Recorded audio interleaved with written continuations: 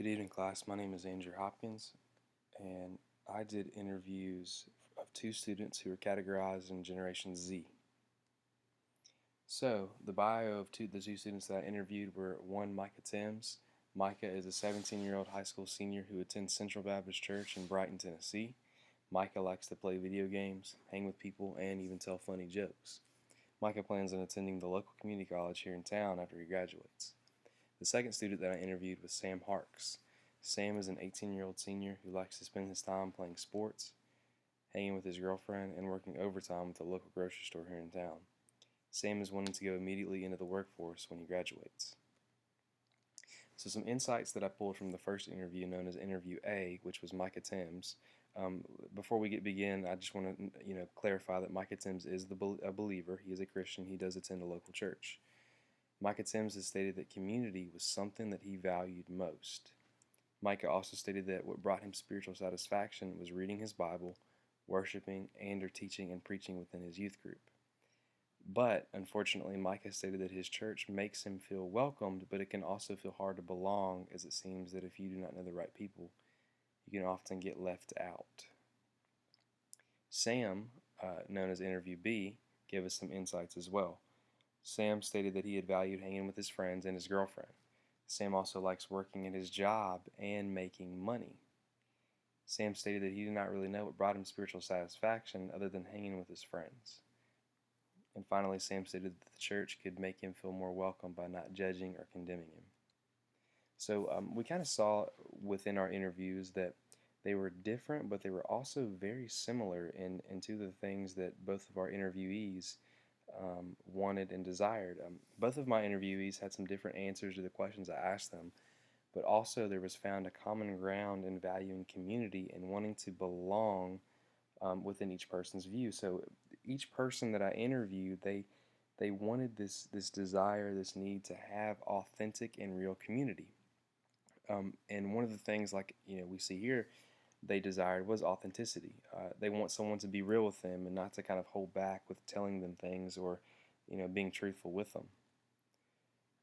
As we look at the kind of the Generation Z overview, coincidentally, we see that statistically Generation Z desires community, but usually the way that they seek community is through technology. And so the ironic thing with this is that anxiety, statistically speaking from Barna, anxiety and other mental illnesses is driven by being on phones and other technology, but also by being off of them. So teenagers in this kind of generational range, what tends to happen is they feel anxious by being off their phones because they fear that they're missing out on something. But then as they get on their phones, their anxiety is driven because of social media, things like that.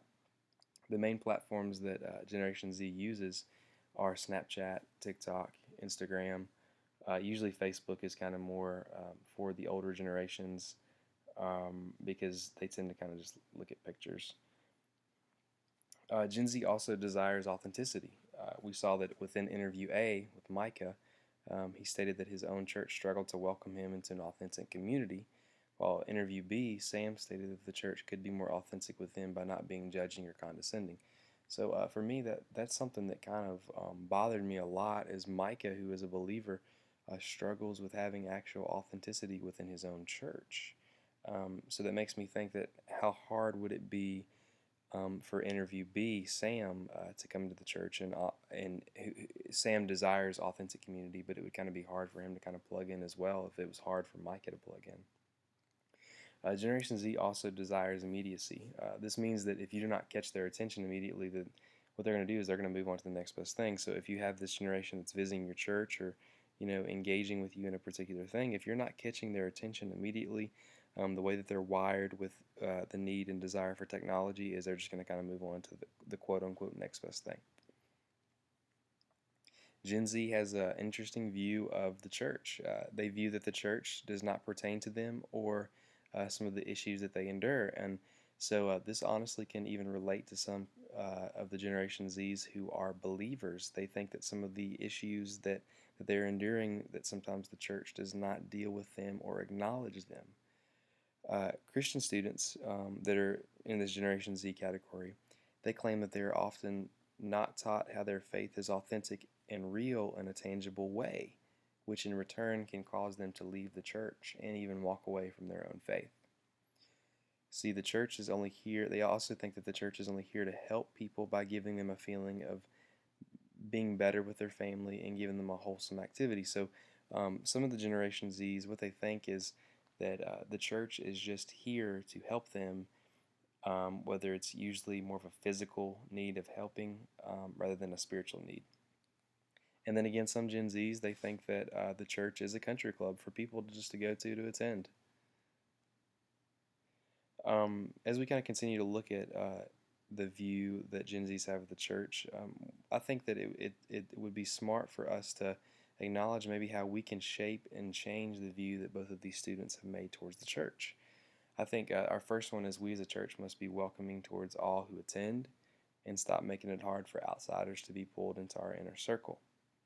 The second thing is I think that we need to stop excluding Gen Zs. Research from Barna shows that Gen Zs kind of have a want to be involved when it comes to planning and making decisions. And so I think for us as a church, we need to put them in places within our church that allows their gifts that God has given them to be used. We need to understand that just because they're young, that does not disqualify them from doing a particular ministry or helping or engaging in the church. Number three, we need to get them to understand that the church is not just a country club for Christians, but instead it's a hospital for sinners and the saints. That the church is not just a place that we go to attend to because it's something that we all have known culturally, but it's something that we need to be engaged with in community. And speaking of community, number four, we need to show them the value in being in community in a church. We need to show them that connecting with a small group or connecting with a Sunday school life group class is valuable because it allows us to share our struggles, it allows us to live life together, and it allows us to grow spiritually and grow more in the knowledge of who God is. So how can we meet Gen Zs? How can we meet them exactly where they are? Well, that's just what we have to do. We have to engage them where they are. When it comes to creating a culture that is meeting this generation, we must meet them on their platforms. And so what this means, we need to meet them on Snapchat, Instagram, TikTok, etc. For me personally, I work with students. One of the things that I really haven't got on yet is TikTok, but Snapchat and Instagram are huge in how I communicate with the teenagers, how I advertise student ministry activities, how I get in touch with them. Like I said, they're usually not on Facebook. I've tend to realize that more parents are on Facebook, and so if I'm working within a youth ministry setting, I usually use Facebook to kind of engage more with parents and families, and then Snapchat and Instagram on engaging with the teenagers. And so I think it's crucial that we not fear away from using these, or even for those of you who have children, you might want to honestly know what some of these platforms are, what they're doing. And so I think it would be wise to kind of engage them where they're at, kind of try to find out what these things are.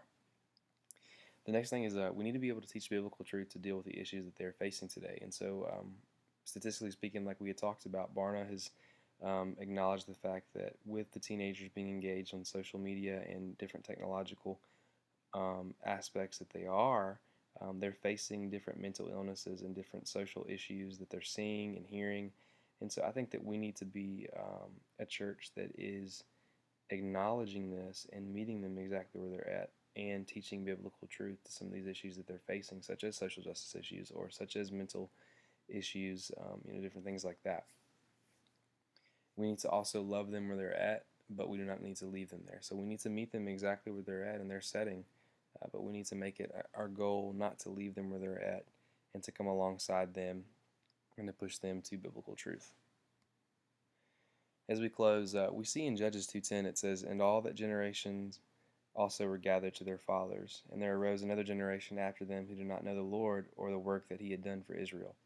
And so as we close, what I want us to see and understand is that we must be faithful in pointing those that come after us to God. See, your generation matters, my generation matters, and the next generation matters. And so we must be faithful in telling all generations of the goodness of God. And I think the way that we do that is we have to not neglect each generation, but meet them each exactly in their own setting, in their own way, and point them, like I just said, to the goodness of God. Thank you.